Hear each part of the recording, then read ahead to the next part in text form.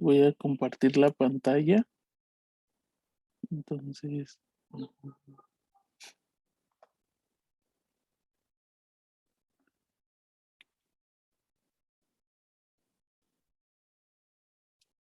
que bueno, la ayudantía pasada habíamos recordado un poco de lo que es cálculo 1, ¿no? Lo que es una función continua, límite y un poco de la derivada. Ujú.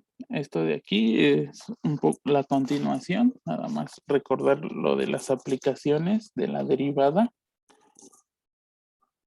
Ujú. No sé si es que tienen alguna duda en particular o quieran ver algo que no les quede claro. O sea, estamos usando, digo, estoy tratando de ver el material que de alguna manera vamos a ocupar otra vez en el curso. Sobre todo vamos a usar mucho cálculo 2, ¿no? O sea, va a ser análogo a lo que es cálculo 2.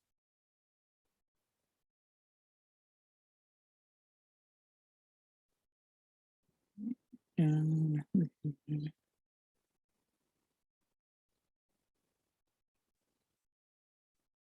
ok,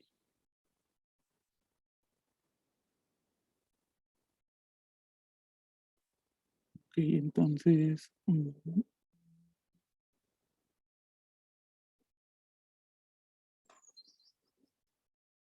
bueno, entonces aquí está la definición. Vamos a leer la definición. Dice, sea f una función y a un conjunto contenido en el dominio de f. Ajá, un punto x en a es un punto máximo de f en a. Si f de x es mayor que f de y para todo punto y en a. Eso lo que nos está diciendo que este puntito va a ser un punto máximo si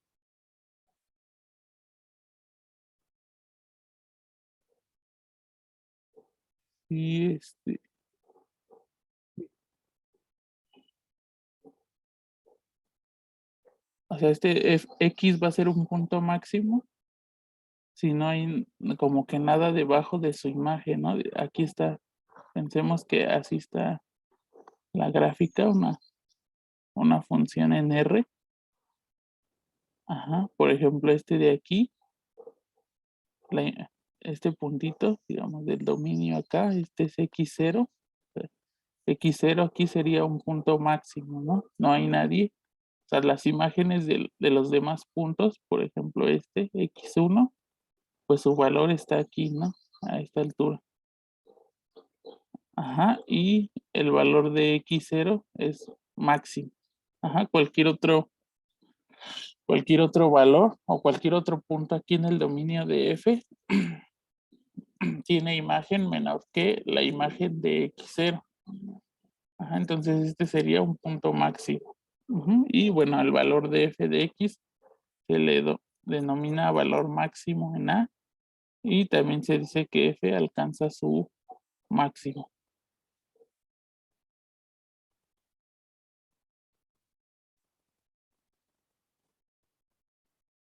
Ok, y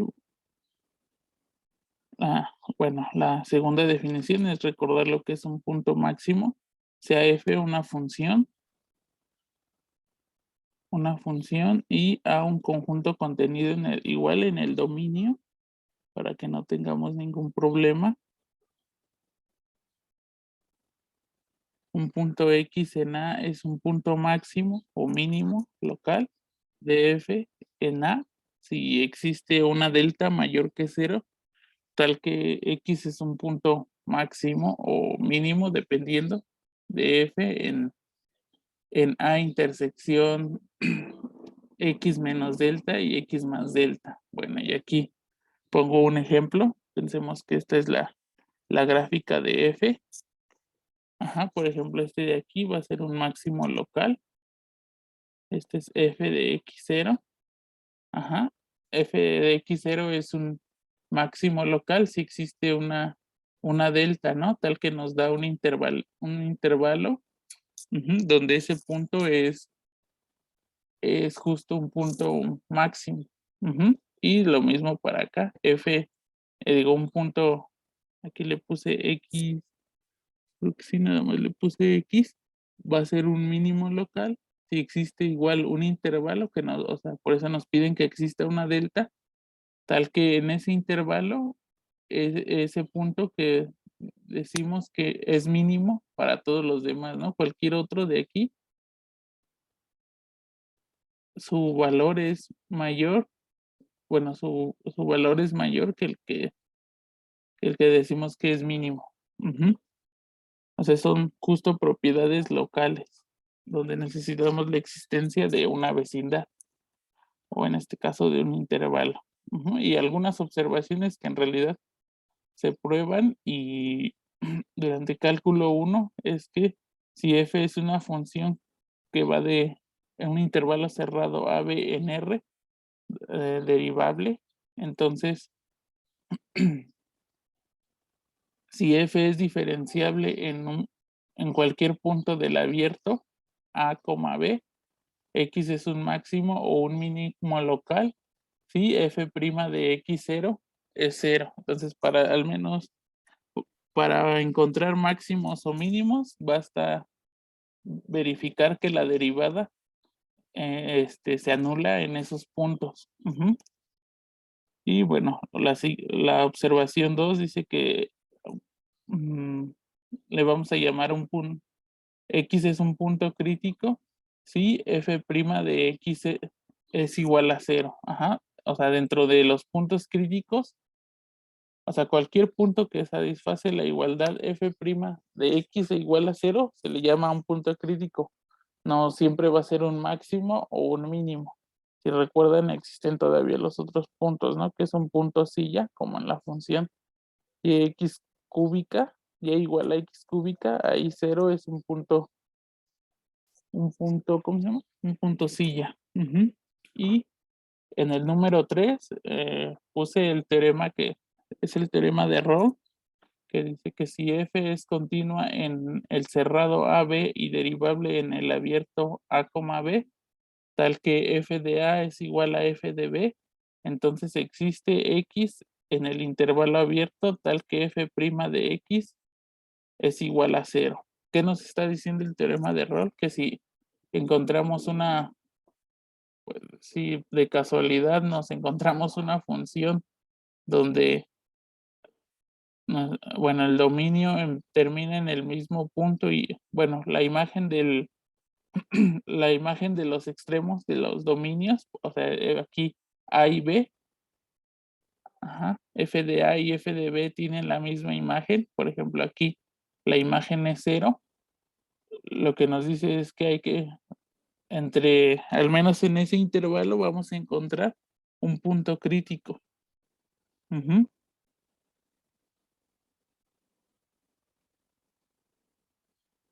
Sería es un buen teorema para encontrar puntos críticos, ¿no? Si no conociéramos como tal la derivada de f. Y finalmente el teorema del valor medio, el cual dice, si f es continua en el intervalo cerrado y diferenciable en el intervalo abierto, entonces existe x en el abierto a, b, tal que f' de x es igual a f de b menos f de a entre b menos a. Ujú. Si en un dibujo lo único que nos dice es que si nosotros tenemos una función, digamos así, y yo me fijo acá en que este sea a y este sea b,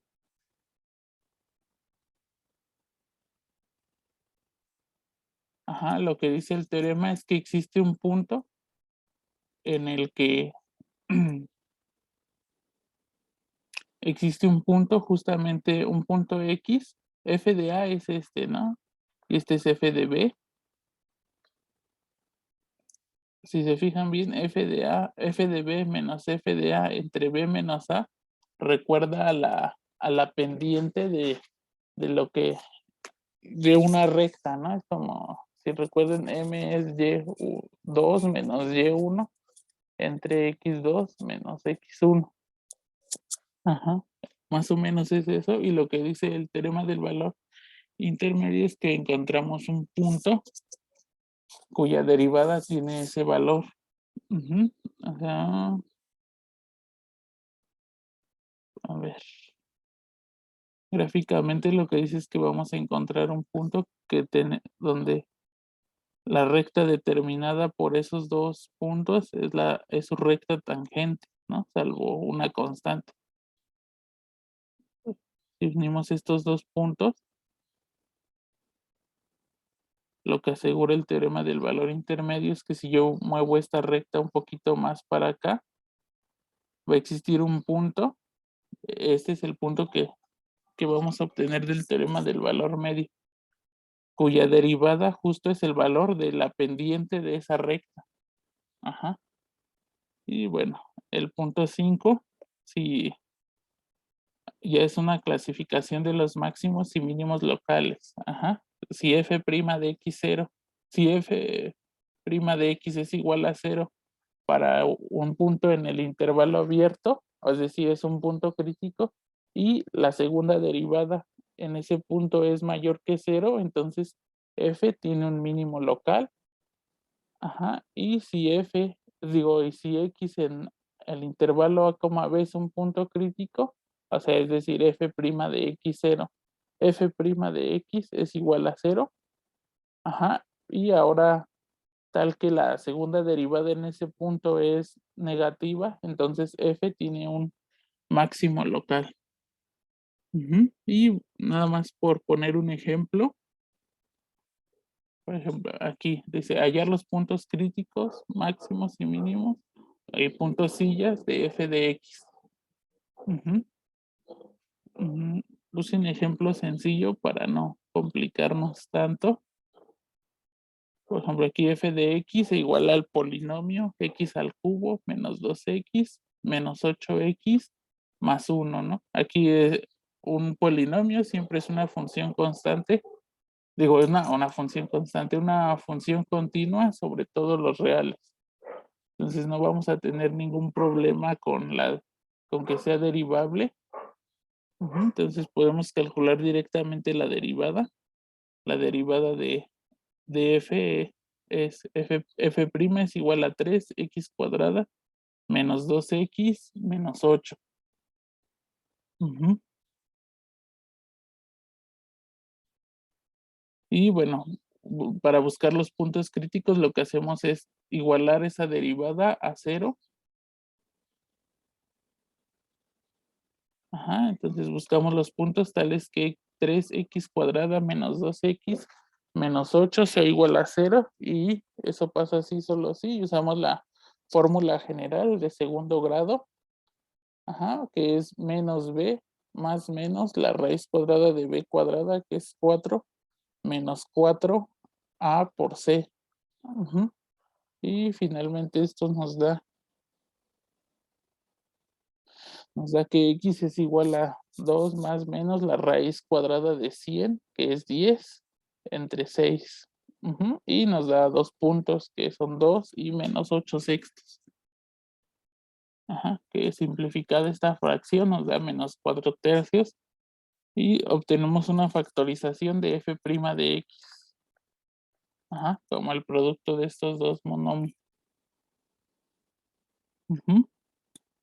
Entonces, estos son los únicos puntos críticos. O sea, f' de 2 es 0 y f' de menos 4 tercios también es 0.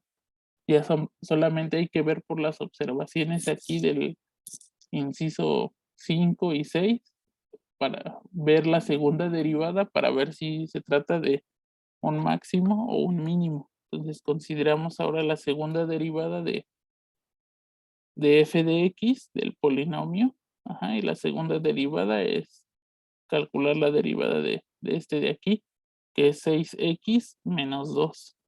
Ujú. Y evaluamos ahora el punto crítico 2. f b' en 2 es 12 menos 2 es 10, ajá, que es mayor que 0. Entonces, como es positivo, se trata de un mínimo local. Ajá. Usualmente uno No sé si se acuerden tal cual de las reglitas, pero a veces a mí me funciona siempre recordar la función y igual a x cuadrada, ¿no? O sea, ahí la segunda derivada es 2 y es fácil recordar que eso es un mínimo. Ajá, o sea, para los positivos es un mínimo local. Ujú. Y, por ejemplo, la segunda derivada ahora evaluada en -4/3, pues si lo evaluamos nos va a dar aquí 6 por -4/3, que es -24/3, bueno, -24 entre 3 es 8, y aquí nos da -10, que es negativo, y entonces ese es un máximo local. Ujú, ya no trazamos la gráfica de la función, pero se trata de un máximo local. Ujú, por ejemplo, este otro, que ya no, bueno, ya más o menos mm, ya no es tan fácil como de visualizar. Por ejemplo, hay el valor mínimo de la función f de x igual a la suma desde i igual a 1 hasta n de x menos i al cuadrado. Ujú. A pesar de que la expresión se ve un poco, pues, rara o a primera instancia complicada, pues en realidad solo se trata de aquí elevar al cuadrado es -2 x cuadrada menos 2 más i al cuadrado. Ajá, se trata solo de sumas de polinomios de grado 2. Lo que vamos variando es la i. Ujú. Y bueno, entonces para encontrar el valor mínimo utilizamos pues las observaciones, hay que encontrar los puntos críticos y ver si dentro de esos puntos críticos alguno de ellos es mínimo local. Ajá, entonces f' de x va a ser la derivada de la función, aquí de esta función. Recordemos que la derivada cumple pues propiedades de linealidad, que abre sumas y saca escalares reales, entonces la derivada entra dentro de la suma. Ujú, y aquí ya derivamos esta expresión. Ujú, la derivada de esa expresión pues es 2 por x menos i por la derivada de lo que está aquí adentro. Ahí estamos utilizando la regla de la cadena. ¿Ok? Ujú. O simplemente pueden derivar tal cual, desarrollar el polinomio, bueno, aquí el cuadrado, y este, derivar esta expresión, ¿no? La derivada de esa expresión es 2x menos 2i, que es lo que obtenemos aquí. Y bueno, finalmente es la suma de todo eso y seguimos simplificando un poco. Ujú. Desarrollamos aquí 2x menos 2i y ahora distribuimos la suma. 2x es constante, entonces puede salir de la suma y solo nos queda 1. Entonces aquí es la suma desde i igual a 1 hasta n del número 1. Ujú. Entonces aquí pues sería esta suma sería n y aquí menos 2. El 2 sale de la suma, menos 2 veces la suma desde i igual a 1 hasta n de las i. A esa expresión pues así la tenemos que dejar, ¿no? Entonces f' de x obtenemos que es igual a 2xn menos 2 por la suma de las i. Ujú, entonces hay que ver cuándo se anula eso. Entonces f' de x es igual a 0, sí, solo sí, esta expresión es igual a 0. De ahí lo que queremos hacer es despejar a x. Ujú, y bueno, despejamos x, pasamos el 2 y el n dividiendo y cancelamos los dos. Entonces x igual a la suma de las i entre n es un punto crítico. Ujú, y bueno, solo resta ver que ese punto crítico es un mínimo local. Ajá, entonces además, f' de x, si derivamos por segunda vez a f, o sea, esta es la f' de x es 2, bueno, es 2n, ¿no? Sí, es cierto, es 2. 2, sí, 2n. Ajá, aquí al menos n siempre es positivo, ¿no? Lo peor que puede pasar es que sea 1. Entonces 2n, aquí, 2n, y me falló eso, 2n, esto es positivo, y por lo tanto dicho punto crítico es un mínimo, y el valor mínimo de f lo alcanza en la imagen de ese punto. Ya no lo calculé porque es de por sí medio complicado, ¿no? Aquí intentaba calcularlo, pero no hay una expresión un poco más sencilla. Y bueno, con eso obtenemos el valor mínimo. Y pues más o menos eso sería un repaso de lo que es cálculo, cálculo 1. No sé si tengan alguna duda o...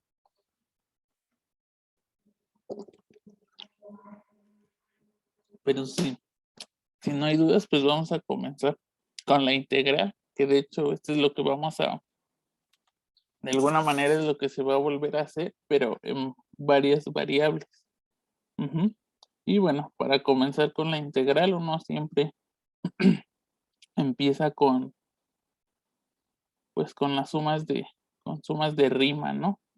Si más o menos recordamos, para, para calcular integrales lo que hacíamos era, al menos ahorita vamos a pedir una función continua, lo que hacíamos era tomar una función continua y considerábamos un intervalo, ¿no? Y si recordamos a ese intervalo, nos daban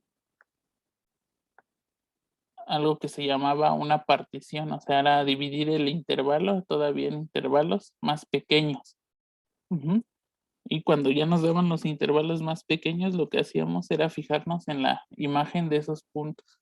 Esa función no me gustó tanto. Vamos a poner esa. Aquí está AB y digamos que dividimos nuestro intervalo entre 4, ¿no? Entonces, lo que hacíamos era fijarnos en la imagen de los puntos en los que dividen nuestro intervalo. Ajá. Pues aquí está la imagen de A, que sea X1, X2 y X3, ¿no? Aquí está. X1, X2, X3. Ujú. Y ya que nos tomábamos la imagen, o sea, este intervalo alcanzaba un máximo o un mínimo. Ujú. Por ejemplo, aquí podríamos considerar este como mínimo. Entonces, podríamos tomar las sumas en los puntos mínimos. Este intervalo lo alcanza aquí. Ajá. Y el de X2 a X3, el mínimo otra vez es más o menos este. Y lo que hacíamos era, pues, empezar a sumar estos rectángulos. Entonces, ahora sí va a ser importante recordar lo de las particiones, porque es lo que vamos a empezar con lo mismo, con la integral en varias variables. Entonces, vamos a recordar la definición, dice sea A menor que B. Una partición del intervalo cerrado A, B es una colección finita de puntos en A, B, uno de los cuales es A y otro es B. Y, tal cual es dar puntos que, o sea, no necesitan por qué estar a la misma distancia.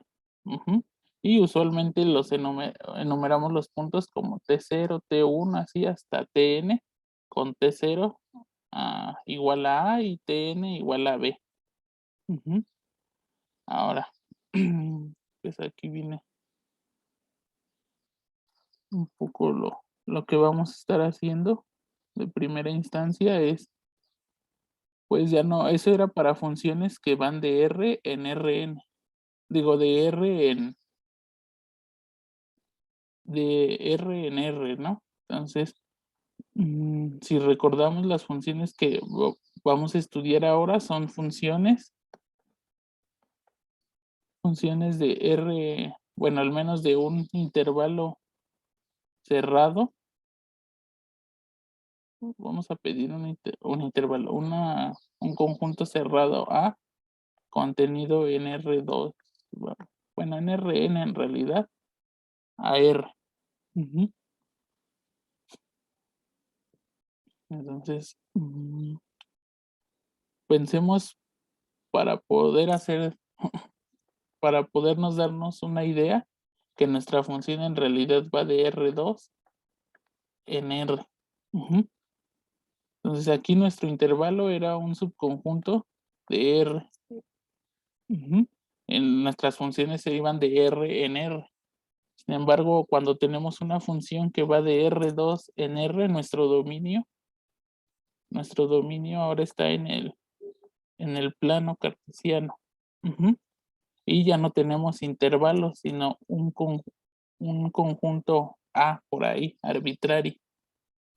Ujú, digamos, aquí está nuestro conjunto, nuestro dominio de la función. Aquí está f, ¿no? La imagen de f está aquí en los reales.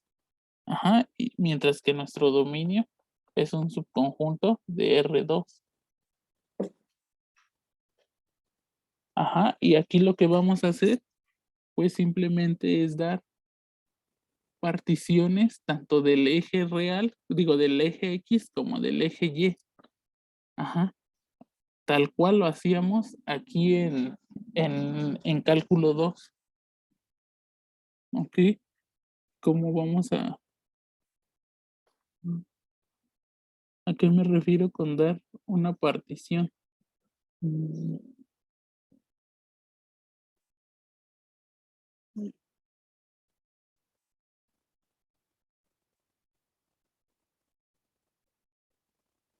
ujú, entonces, lo que vamos a hacer aquí es tomar, mm, pues nuestro conjunto, que es yo creo que más que cerrado, vamos a estar pidiendo que sea compacto. Ajá. Recordar que un conjunto es de cálculo 3. Está el teorema de Heine-Borel que nos caracteriza los elementos de compactos o los subconjuntos compactos de Rn, ¿no? Mm, es importante recordar ese teorema. Un subconjunto de Rn es compacto si solo si es cerrado y acotado. Ajá, entonces de alguna manera aquí existe un disco que contiene a ese conjunto y lo que vamos a hacer es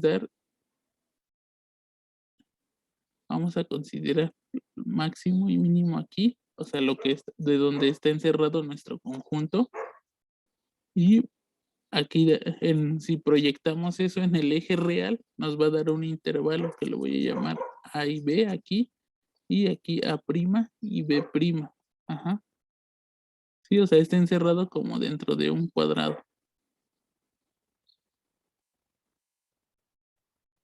Ujú, que de hecho es con lo que formalmente deberíamos de empezar con rectangulitos. Ujú, y lo que hacemos es dar una partición de AB tal cual como en cálculo 2. Ajá, y otra partición para el intervalo A', B'. Ujú.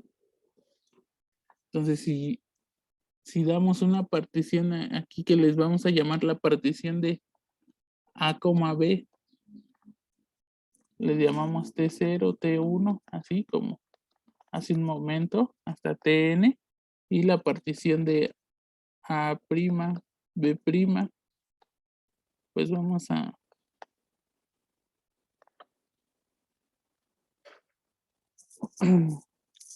llamarle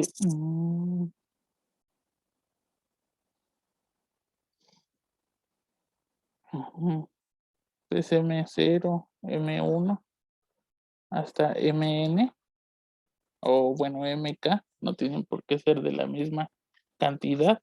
Ajá. Lo que hacemos ahora igual es formar, pues aquí está la partición de este ¿cómo se llama? Del primer intervalo, ¿no? Digamos que me da algo así. Eso es lo que me dan los T0. Mientras que la otra partición, lo que me hace la partición en el eje Y es algo así.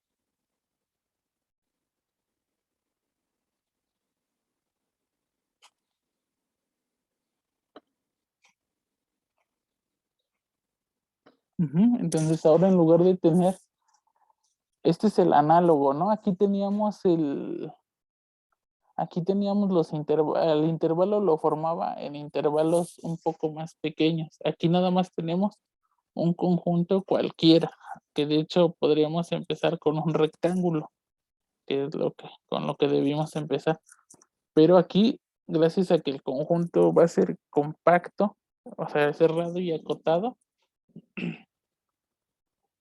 vamos a poder encerrar esto dentro de un cuadradito y poder obtener intervalos, digamos, AB, o sea, tal que nuestro conjunto esté contenido, o sea, el conjunto que nos den vaya a estar contenido en AB, cruz, AB', B', ajá, y a los que justo lo que vamos a dar particiones van a ser particiones de este y particiones de este otro intervalo. Y eso nos va a dar a su vez, nos va a subdividir este cuadrado o este rectángulo en rectángulos más pequeños con ayuda de las particiones. Ajá, pero se define igual, o sea, lo único que vamos a necesitar es recordar pues lo que es una partición ahora de cada uno de estos dos intervalos y obtener esos pequeños rectángulos. Pero es el mismo procedimiento. Entonces, si F, bueno, eso es para lo que vamos a empezar, yo creo que me imagino que ya la otra semana. Y bueno, eso es con lo que vamos a empezar, ¿no? Con particiones, pero ahora pues al menos para visualizar en R2. Ajá. Y estas particiones de alguna manera, pues no podemos calcular, si se dan cuenta, si nos dan una figura irregular A, no podemos calcular como tal el área de A, ¿no? En el plano, pero con ayuda de los rectángulos, pues podemos acercarnos porque el área de un rectángulo, por ejemplo, el área de este rectángulo es B menos A, o sea que es la longitud de este lado es B menos A, ajá, y este lado de aquí mide B' menos A'. Ajá, bueno, vamos a ponerle en valor absoluto por si algún valor sale negativo. Entonces, seguro que el área de A, de ese conjunto en R2A, es menor que el área del rectángulo, porque justo el rectángulo el conjunto A está contenido en el rectángulo. Si nosotros hacemos una partición aquí de este otro rectángulo, podemos acercarnos de manera más precisa al área de A. Ajá. Si recuerden, era lo que hacía uno en cálculo 2, ¿no? Dar esta para refinar, o le llamaban un refinamiento de la partición. O sea, subdividir aún más el intervalo. Y es lo que vamos a estar haciendo, pero ahora, digamos, con ayuda de dos variables. En lugar de tener una partición, vamos a tener que dar dos particiones. Igual vamos a necesitar las siguientes definiciones, ¿no? Supongamos que F es acotada en AB. Ahora, imaginen que eso lo pedimos. Aquí, todo lo que escribí aquí está en términos de funciones que van de R en R. Pero podemos pedir que sean funciones que van justo pensemos de R2 en R. Ajá. Entonces, supongamos que F es acotada en AB, o sea, o en un conjunto contenido en R2.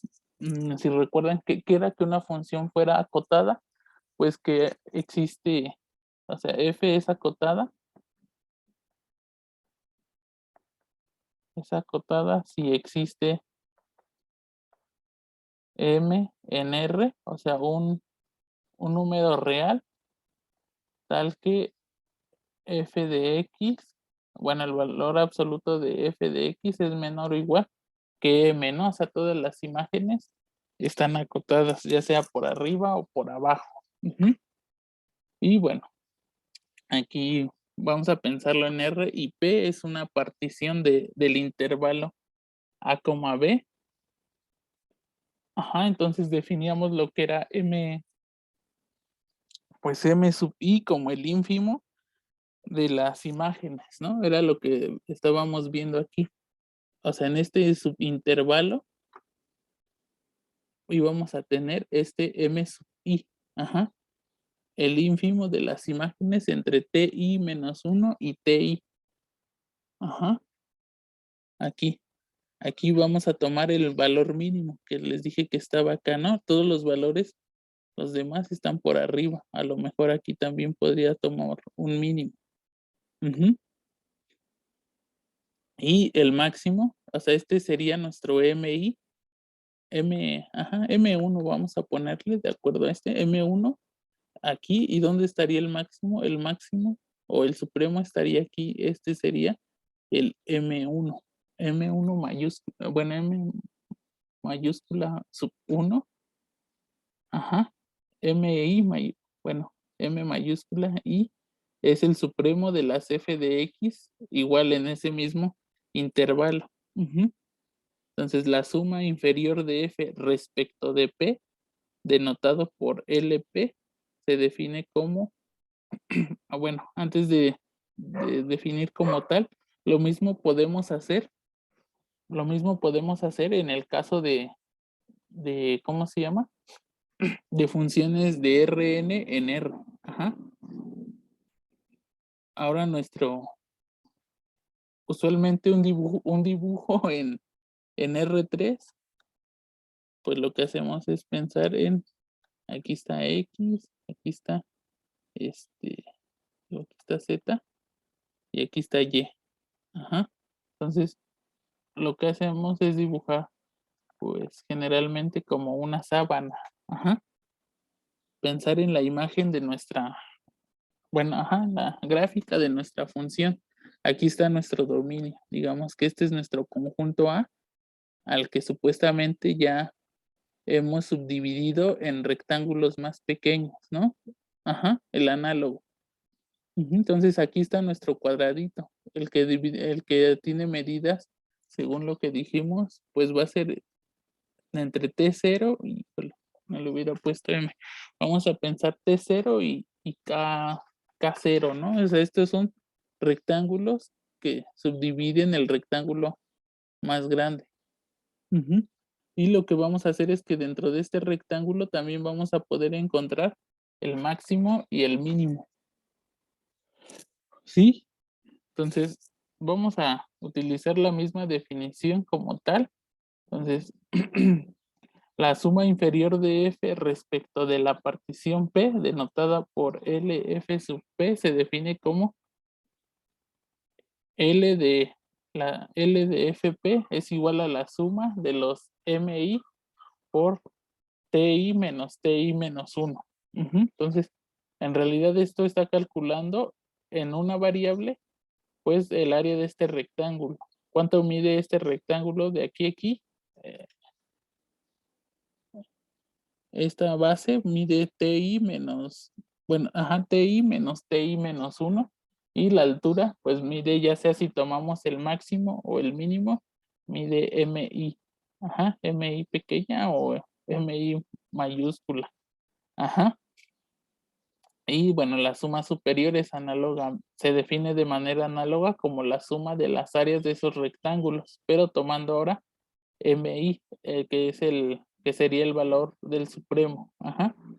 Sería esto que está aquí.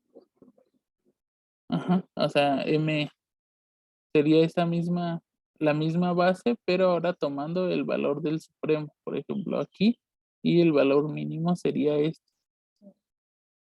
Ajá. Bueno. En el caso de R3 no vamos a calcular el área de rectángulos, sino el área de prismas. Vamos a, en lugar de pensar en rectángulos, vamos a pensar, porque pues aquí nuestra base sería un rectángulo, pero nos falta ver el valor máximo de nuestra función. Ajá, que sería, pues serían pequeños prismas, así que es el área de la base por la altura. Igual van a ver las MI y MI. Pero aquí en lugar de tener TI por TI menos 1, además vamos a agregar pensemos KI menos KI menos 1. Ajá. Bueno, J sería otro índice. Entonces, va a ser tal cual como en cálculo 2, pero ahora con pequeños rectángulos. Ya no con intervalos. Y bueno, así algunas observaciones que también vamos a tener que recordar en este curso va a ser que para una función acotada del intervalo AB en R, entonces si P1 y P2 son particiones del intervalo AB, siempre las sumas inferiores están por debajo de las sumas superiores. Ajá, para cualquier partición, no importa no, por más fina que sea nuestra partición. Siempre las sumas inferiores están por debajo. Eso también lo vamos a tener que volver a revisar, pero ahora para el caso de funciones de Rn en R. Ajá. Y bueno, la definición de que una función f es, sí, una función f acotada en el intervalo AB es integrable en ese intervalo, sí, el supremo de las sumas inferiores para cualquier partición es igual al ínfimo de las sumas superiores para toda partición. Y dicho numerito, pues lo vamos a denotar como la integral de AB en F. Entonces, igual aquí vamos a hablar del supremo de las sumas superiores de, pues de la misma partición. Aquí una partición ya no será de un intervalo, sino de ahí en rectángulos. Y bueno, aquí una caracterización con términos de épsilon y deltas, ya sea que den la definición B o la del inciso C.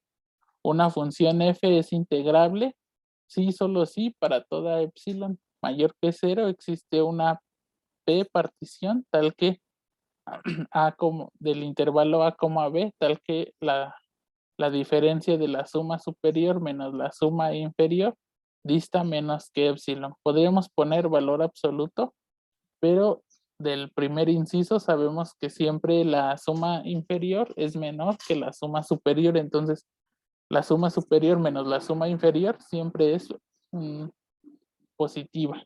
Ajá.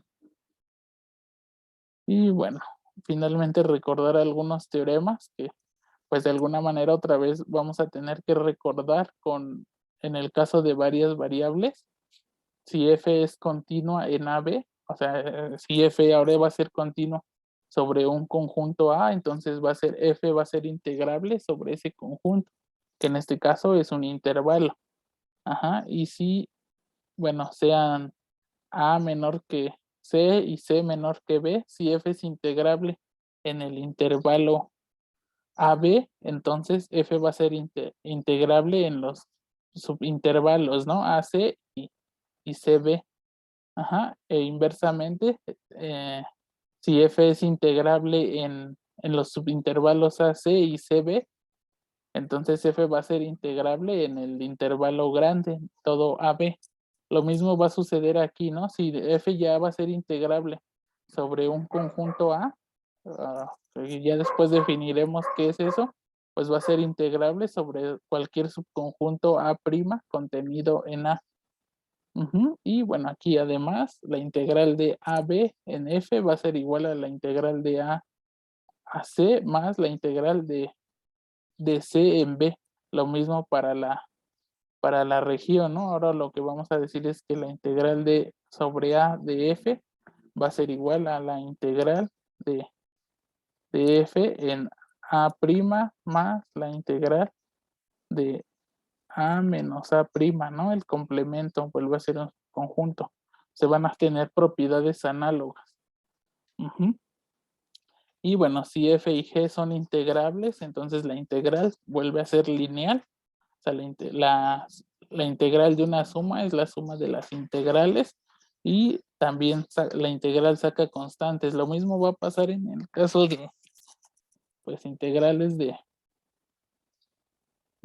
sobre, bueno, aquí les estoy hablando de integrales sobre un conjunto. Todavía no vamos a ver integrales dobles o algo así, pero vamos a tener la misma propiedad. Ujú.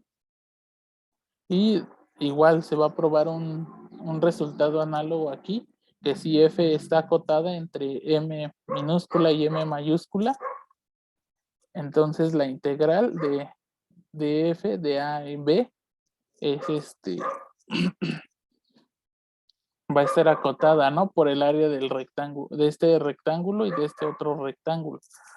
El análogo, en lugar de tener, bueno, de tener aquí en lugar de rectángulos, va a ser un prisma. Aquí va a ser b menos b' menos a', ¿no? Y el otro sería b' menos a'. Ya sería la integral. Y ahora sería la integral sobre una región A. Ajá. Ya después vamos a ver que hay diferentes tipos de región, bueno, de regiones.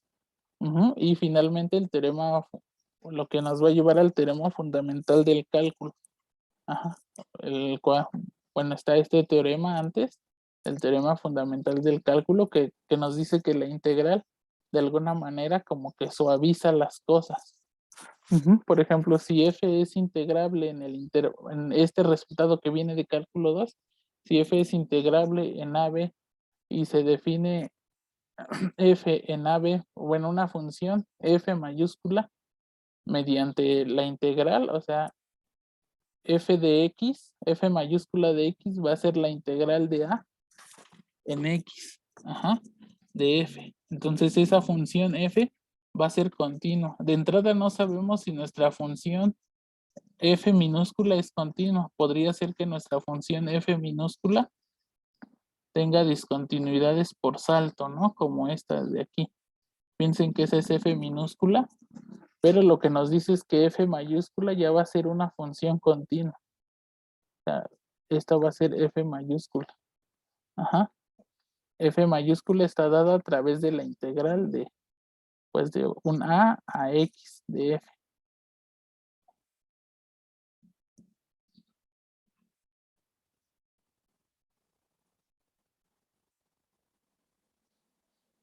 Ujú. Y bueno,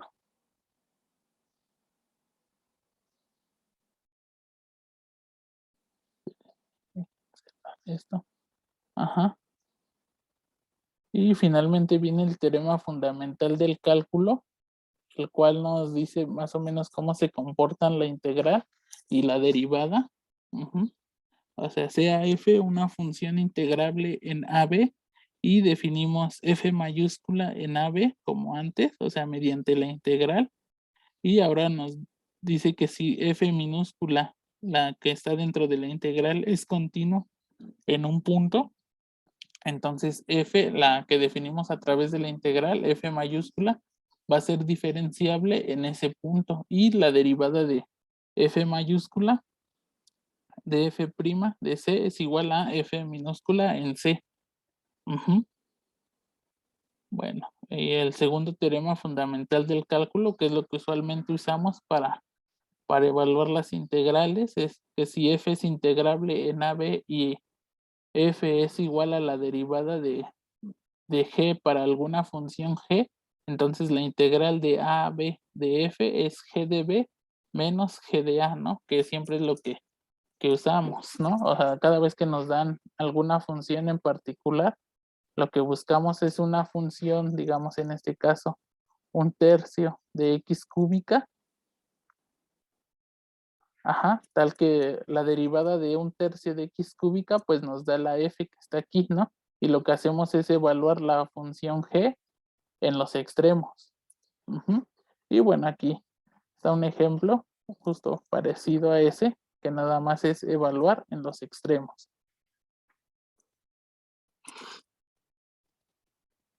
Y bueno, ya por último, también el teorema fundamental del cálculo nos ayuda a encontrar la derivada de expresiones como esta función. Ujú. Por el teorema fundamental del cálculo, el 1, esta función es continua en ax cúbica. Ajá, bueno, la función de aquí adentro es continua al menos sobre el intervalo 0, abierto si quieren, porque pues no está definida en, bueno, ahí tendríamos un problema. cuando el seno sea -1, ¿no? Bueno, vamos a pensar en un intervalo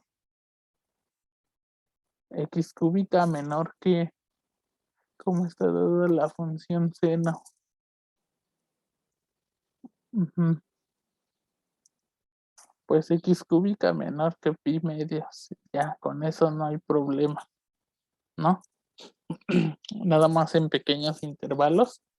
Entonces podemos aplicar el teorema fundamental del cálculo para encontrar la derivada, ¿no? F' de f, ahora sí que la derivada de f mayúscula, si recuerdan, se hacía a través de la regla de la cadena. Ujú. Por ejemplo, aquí f mayúscula estaba dada por la composición de dos funciones, que aquí digo que es c de x cúbica y f minúscula de x igual a la integral de a x de 1 entre 1 más seno cuadrado de t de dt. Si hacemos la composición de c con f, nos va a dar f mayúscula. Por ejemplo, aquí primero aplicamos c de x es x cúbica, y si aplicamos f minúscula, en realidad la x, la evaluación aparece aquí, que es la integral de a x cúbica. Entonces la derivada de f' la podemos obtener a través de la regla de la cadena. Ajá, la derivada por regla de la cadena f' de x va a ser f' evaluada en c de x por c' de x. Y la derivada de f' de x, la derivada de esta función, ahora sí podemos aplicar directamente el teorema fundamental del cálculo, porque aquí nada más hay una variable. Ujú. O sea, si se fijan en el teorema fundamental del cálculo, necesitamos que aparezca solo la x, ¿no? No una función en términos de x, no esta x cúbica o seno de x aquí. Ajá. Entonces, por eso tenemos que rescatar la función f', digo, la función f mayúscula a través de una composición de funciones. Ujú. Y bueno, la, la derivada, pues ya evaluada en ese punto, pues nos da la integral nos da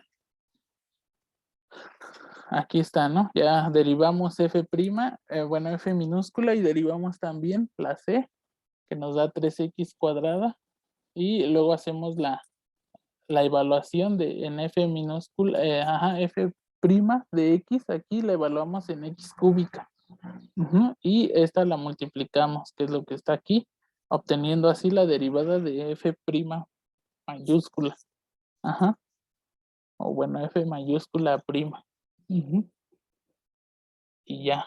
Bueno, lo vamos a recordar también en este curso cómo aplicar un poco el teorema fundamental del cálculo para calcular algunas otras integrales.